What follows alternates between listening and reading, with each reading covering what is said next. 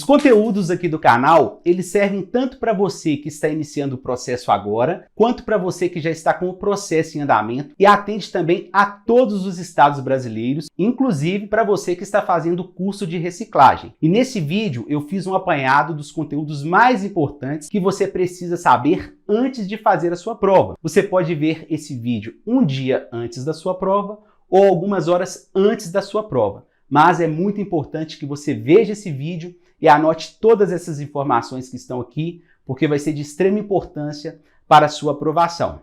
Agora pegue caneta e papel e vamos ao conteúdo. Vamos começar então pelo DPVAT, que significa danos pessoais causados por veículos automotores de via terrestre. O DPVAT ele é parte integrante do processo de licenciamento. Então, para que você tenha o seu veículo licenciado, você precisa pagar o DPVAT, que é conhecido também como seguro obrigatório. O que o DPVAT cobre? Ele cobre morte, invalidez e despesas médicas. O DPVAT não cobre danos materiais, morais e atos ilícitos, ok? Então, essas informações são importantes. O DPVAT cobre morte, invalidez e despesas médicas. E o DPVAT não cobre danos materiais, morais e atos ilícitos e também faz parte do processo de licenciamento do veículo. Para que você tenha o seu veículo licenciado, você deverá pagar o DPVAT anualmente. Inclusive, nós temos agora, em 2023, provavelmente, o retorno do pagamento no DPVAT. Categorias. Nós temos várias categorias de habilitação, que são categoria A, B, C, D e E. A categoria A, como muitos de vocês já sabem, serve para veículos de 2 ou 3 rodas, no caso, motocicletas e motonetas e ciclomotores. Motocicletas, motonetas e ciclomotores. Temos a categoria B, que atende a veículos até 3.500 kg, com 8 lugares para passageiros. Categoria C, para veículos que tenham mais de 3.500 kg, mas que também só podem levar 8 passageiros. A categoria D, que permite levar mais de 8 passageiros. E a categoria E, que permite levar mais peso, e também todas as categorias anteriores. Então é importante saber sobre as categorias de habilitação. Categoria A, categoria B, C, D e E. E é importante que você saiba os veículos que podem ser conduzidos em cada uma dessas categorias. Olha só, veículos. Os veículos eles podem ser classificados quanto a tração, a espécie e a categoria. Quando diz respeito à tração, diz respeito à força. Ele pode ser automotor, elétrico, de propulsão humana, de tração animal, ou ainda pode ser quanto à espécie, que é a finalidade, que pode ser de passageiro, de carga, misto, especial, de coleção, ou ainda pode ser classificado quanto à categoria, que pode ser particular, de aluguel, oficial, repartição diplomática. Assim se classificam os veículos, tração, espécie e categoria, e é importante que você saiba sobre cada uma delas que eu falei agora. Temos aqui, olha, a PPD, que é a permissão para dirigir, conhecido também como carteira provisória.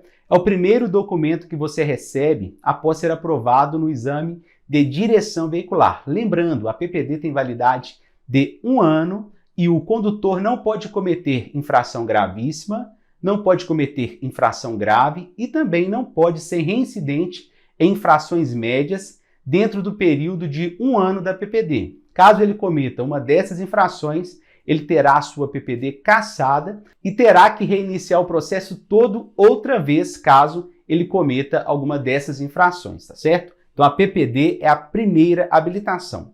Depois da PPD, você vai receber a sua CNH, que é a Carteira Nacional de Habilitação, é um documento válido em todo o território brasileiro. A CNH ela tem 3 prazos de validade, pode ser de 5, de 10 ou de 3 anos. De 5 anos vai variar entre 49 e 69 anos, de 10 anos para condutores até 49 anos, e quando o condutor completa 70 anos, ela passa a ter validade de 3 anos. Então lembre-se, a CNH ela tem 3 prazos diferentes, ok? Pode ser de 10 anos, pode ser de 5 anos ou pode ser de 3 anos.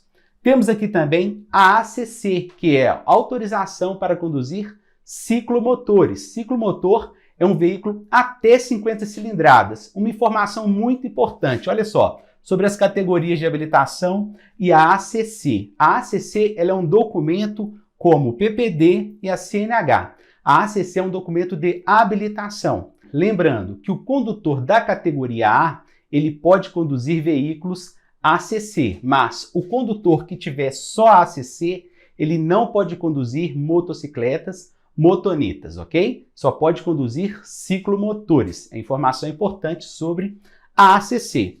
Temos aqui a LADV, que é Licença de Aprendizagem de Direção Veicular. A LADV é um documento que você recebe após ser aprovado no exame de legislação de trânsito. A LADV, ela te permite fazer aulas práticas com um instrutor credenciado em veículo de autoescola. Nós temos aqui, olha, o CRV e o CRLV. Olha que interessante. CRV e CRLV, eles têm uma diferença que é o L. Esse L é de licenciamento. Então, neste caso, o documento que você tem que andar com ele dentro do carro é o CRLV. É um documento de porte obrigatório. Para você ter esse L aqui, você tem que pagar o DPVAT, o IPVA e uma taxa de licenciamento. O CRLV é o documento de porte obrigatório. Já o CRV é o recibo de compra e venda do carro, ok? Esse documento ele é obrigatório, mas não é de porte obrigatório. Esse documento, além de ser obrigatório, ele também é de porte obrigatório. Transportes escolares. Olha só, para o condutor conduzir veículos escolares, ele precisa atender alguns requisitos, como idade, ele precisa ser maior de 21 anos, ele também precisa ter a categoria de habilitação, no caso, categoria D, e fazer um curso especializado na área de escolares, ok? Então, para conduzir veículos escolares, o condutor ele precisa ser credenciado e atender a esses requisitos que foram falados agora. Transporte de crianças. Veja bem, para transportar crianças em veículos, você precisa de alguns dispositivos de retenção. Para crianças entre 0 e 1 ano, você usa o dispositivo chamado bebê conforto ou conversível. Para crianças entre 1 e 4 anos, você usa a cadeirinha.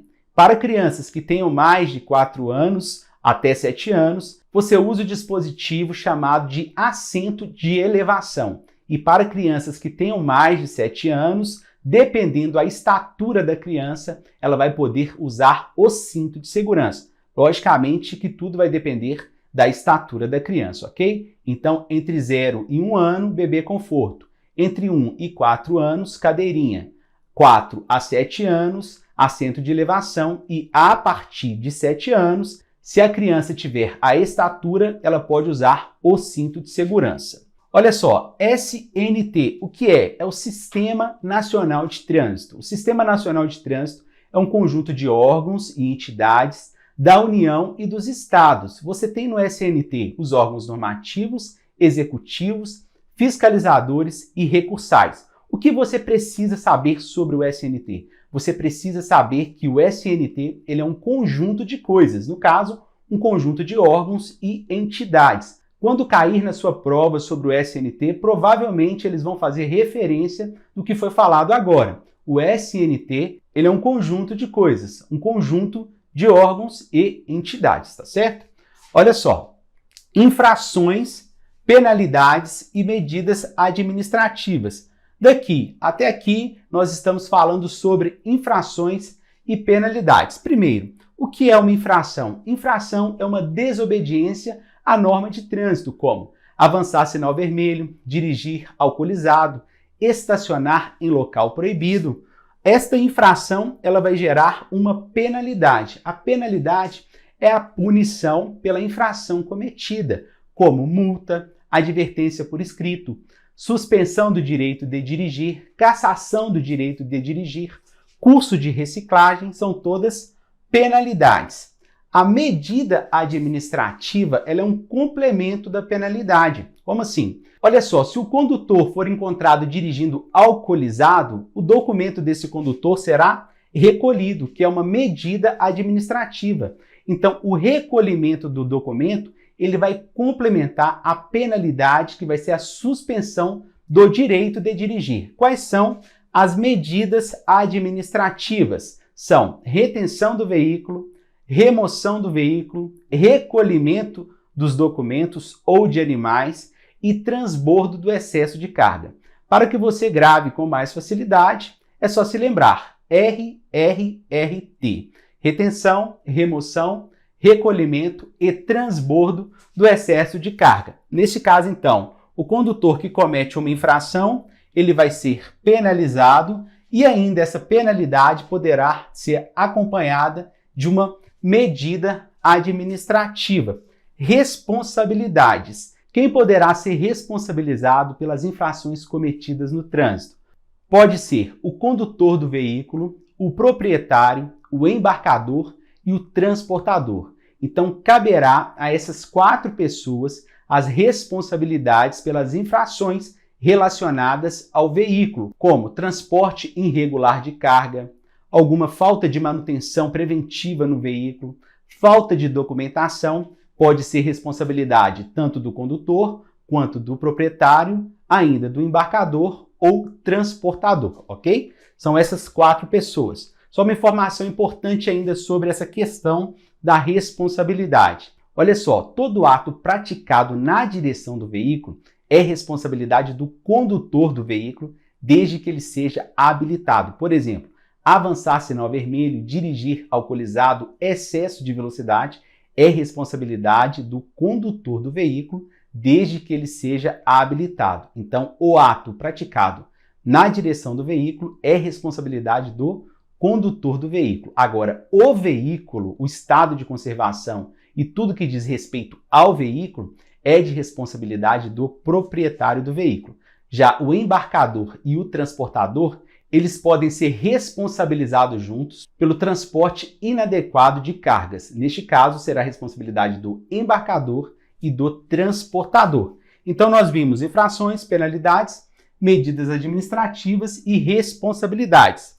Verticais, horizontais, sonoros, gestuais e auxiliares. Diz respeito à sinalização de trânsito. Sinalização vertical ou verticais são as placas de trânsito. Uma placa de pare, proibido estacionar, lombada, depressão, faz parte da sinalização vertical. Tudo que fica suspenso na via é considerado sinalização vertical. Temos também a sinalização horizontal, que são as marcas viárias. Pode ser uma faixa de pedestre, uma linha contínua, linha de estímulo de redução de velocidade. Tudo que for escrito, desenhado por símbolos e legendas faz parte da sinalização horizontal.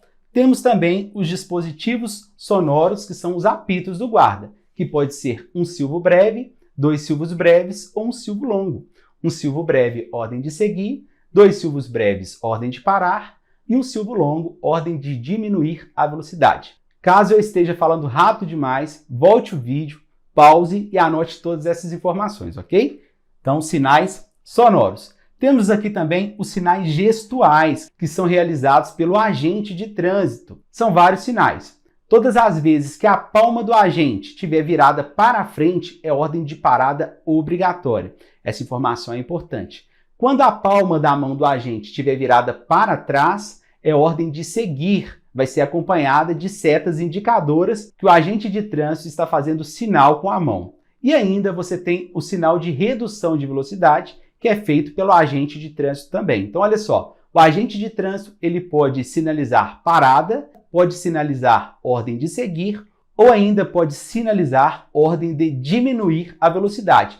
Lembrando que os sinais sonoros serão acompanhados dos gestuais, ok? Para que o condutor compreenda a sinalização sonora, ok? Dispositivos auxiliares são dispositivos de uso temporário, que pode ser um cone, um cavalete, uma barreira, ele vai ser usado temporariamente. Temos aqui, olha, prioridade, preferência, classificação das vias, estacionamento, parada, este assunto diz respeito às normas de circulação e conduta, começando por prioridade e preferência. Qual é a diferença? No caso da prioridade, se aplica a veículos específicos em situações especiais, como polícia e bombeiros, por exemplo. Já no caso da preferência, são 4 normas simples básicas, que é em cruzamento não sinalizado, a preferência é de quem vier pela direita, em rotatória, quem estiver circulando pela rotatória, rodovia, quem estiver circulando por rodovia, e os veículos que se deslocam sobre trilhos. É importante lembrar que a preferência se aplica a todos os veículos e a prioridade se aplica em veículos em situações especiais. Então, prioridade é diferente de preferência. Classificação das vias. Como se classificam as vias? Urbanas e rurais. As vias urbanas são 4: via de trânsito rápido, via arterial, via coletora e via local. E as vias rurais são 2, rodovias e estradas. Lembrando que rodovias são pavimentadas e estradas não são pavimentadas, são de terra. Então, assim se classificam as vias públicas, urbanas e rurais. Lembrando que temos as vias urbanas e também as vias rurais. Estacionamento e parada. Eu coloquei aqui uma do lado da outra para diferenciarmos. Veja bem, a parada é a imobilização do veículo pelo tempo necessário para o embarque e desembarque de passageiro. É o tempo estritamente necessário para isso, embarque e desembarque de passageiro. Já o estacionamento é o tempo que excede a isso. Anote aí no seu caderno. Para que serve a parada? A parada é para que haja o embarque e desembarque de passageiros. É o tempo estritamente necessário para isso. Lembrando que mesmo que o condutor permaneça no veículo, pode ser considerado estacionamento, caso esse tempo exceda ao embarque e desembarque de passageiros. Para não ficar complicado, olha só, é só você se lembrar. Parada é a imobilização para o tempo necessário para o embarque e desembarque de passageiros.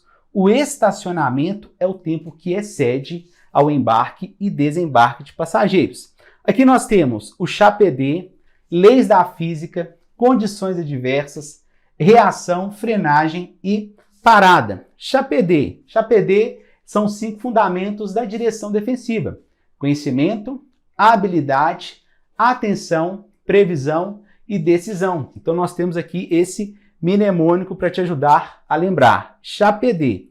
Temos as leis da física, que são aderência, força centrípeta, força centrífuga, transferência de massa, subestessamento e sobreestessamento. Temos também a derrapagem. Então anote aí no seu caderno: aderência, força centrípeta, força centrífuga, transferência de massa, subestessamento e sobreestessamento. E temos também a derrapagem. Leis da física. Condições adversas. São condições perigosas que podem levar a um acidente. Por exemplo, chuva, neblina, nevoeiro, pista molhada, condutor cansado, com sono. Tudo aquilo que pode causar um acidente é considerado uma condição adversa. Pode ser condição adversa de passageiro, condição adversa de via, condição adversa de trânsito. Todas essas situações que podem provocar acidente no trânsito são chamadas de condições adversas. Tempo de reação, frenagem e parada. Tempo de reação é o tempo em que o condutor leva para pensar no que vai fazer, mas ele ainda não tomou nenhuma providência. Esse é o tempo de reação. O tempo de frenagem é o tempo que o condutor leva o pé para o freio. E tempo de parada é quando você soma o tempo de reação mais o tempo de frenagem. É simples. Tempo de reação é o tempo gasto para pensar. Tempo de frenagem é o tempo que o condutor levou o pé para o freio. E tempo de parada é quando você soma reação mais frenagem é igual o tempo de parada. Muito simples. Aquaplanagem. Aquaplanagem também pode ser chamada de hidroplanagem, que é a perda do contato do pneu com o solo devido a uma fina camada de água. É chamado de aquaplanagem ou hidroplanagem. Nesse caso, o veículo ele perde a direção. Temos a ergonomia. A ergonomia é a ciência que estuda a relação do homem com a máquina. Por exemplo, o airbag, o encosto de cabeça, o banco regulável foram desenvolvidos pela ergonomia. Análise primária e secundária já fazem parte dos primeiros socorros. O que você deve observar na análise primária? Respiração, pulsação e temperatura são procedimentos da análise primária. E da análise secundária são ferimentos aparentes. Pode ser também hemorragia e queimaduras, fazem parte da análise secundária. Sinalização local também faz parte dos primeiros socorros. Como deve ser feita a sinalização local? Ela vai ser feita conforme a velocidade máxima da via. Se a velocidade máxima da via for 80 km por hora, o socorrista deverá contar 80 passos largos para iniciar a sinalização. Então lembre-se, a sinalização diante de um acidente relacionado a primeiros socorros deverá ser feita conforme a velocidade máxima daquela via, ok? Sinalização local. Hemorragias. A hemorragia, ela faz parte da análise secundária e ela pode ser interna ou externa. No caso da hemorragia interna, ela é imperceptível, por isso que após um acidente de trânsito, o condutor ele deve ser levado imediatamente para o hospital, ok? Mesmo que ele externamente não apresente nenhum ferimento, mas possivelmente pode haver uma hemorragia interna. No caso da hemorragia externa, ela é perceptível, você vai conseguir ver pelo jato de sangue, pode ser uma hemorragia arterial, por exemplo, ok? Então existem as hemorragias internas e as hemorragias externas e todas elas fazem parte da análise secundária. Qual que é o procedimento no caso da hemorragia externa? Você deve aplicar um pano limpo com pressão sobre o ferimento, com pressão de forma a não machucar a vítima, ok? Esse é o procedimento no caso da hemorragia externa. Fazer compressão com pano limpo para estancar o sangramento. Queimaduras. As queimaduras elas podem ser de primeiro, segundo e terceiro grau e ainda fazem parte da análise secundária e também faz parte da matéria de primeiros socorros. RCP, que significa ressuscitação cardiopulmonar. A vítima ela pode sofrer uma parada respiratória ou uma parada cardiorrespiratória, isto é, ela pode parar de respirar ou ainda ela pode parar de respirar e também parar com os batimentos cardíacos. Então, neste caso, deverá ser feito um procedimento que é chamado de RCP, ressuscitação cardiopulmonar. Tempos do motor, sistemas, painel de instrumentos. Tempos do motor são 4 tempos: admissão, compressão, explosão e escape. É chamado de ciclo de Otto, onde a mistura é admitida no primeiro tempo, comprimida no segundo tempo, explode no terceiro tempo e no último tempo a mistura é liberada. Admissão, compressão, explosão e escape são os 4 tempos do motor, chamado de ciclo de Otto. Sistemas. Os sistemas do veículo eles funcionam como peças de um quebra-cabeça. Quando você junta todos os sistemas, você tem o veículo. Você tem o sistema de alimentação, sistema de transmissão, sistema de freio, sistema elétrico. Então, todos esses sistemas, quando são agrupados, você tem o seu veículo automotor, ok? Importante também ainda sobre os sistemas é que você precisa saber um pouquinho sobre a função de cada sistema, é importante para a sua prova. Painel de instrumentos. O painel de instrumentos do veículo, ele serve para que o condutor se comunique com o veículo. Quando acende, por exemplo, uma luz vermelha no painel, normalmente está mostrando uma situação perigosa. Por exemplo, se nesse caso acende a luz de óleo do veículo, isto é, o manômetro, está falando para o condutor que o seu veículo está sem óleo, então pode fundir o motor. Daí a importância de saber qual é a função dos instrumentos do painel, como odômetro total, odômetro parcial, manômetro, temperatura do líquido de arrefecimento.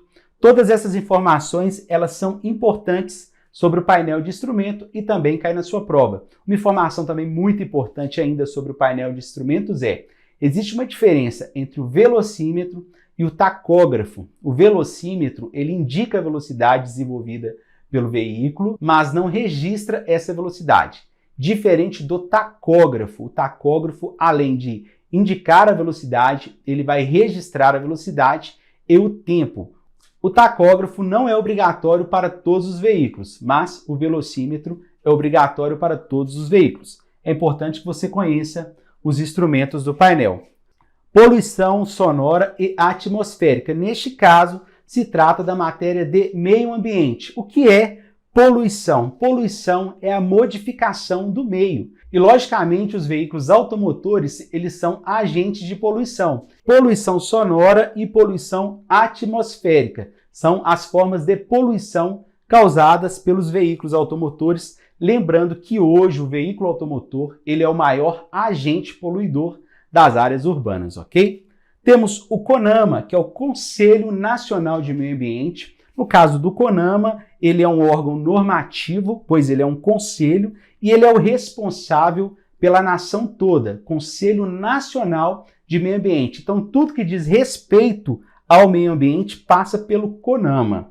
Inclusive, o CONAMA desenvolveu um programa que é chamado de PROCONV, que é Programa de Controle de Poluição Causados por Veículos Automotores. O CONAMA, ele cuida do meio ambiente de forma geral. Já o PROCONV, que é um programa, ele foi desenvolvido para cuidar dos veículos automotores. Pessoal, nós vimos aqui as informações mais importantes, passamos por todas elas, aquilo que você precisa saber para passar no seu exame. Veja esse vídeo novamente se for preciso, anote todas essas informações, compartilhe esse vídeo com aquele seu amigo que está no processo de habilitação e não se esqueça de curtir o vídeo, se inscrever no canal e deixar o seu comentário para que você concorra também à camiseta do canal R7 Via Urbana. Lembrando que o seu comentário ele ajuda o canal a crescer e alcançar mais pessoas. Obrigado por ficar até aqui e te aguardo no próximo vídeo.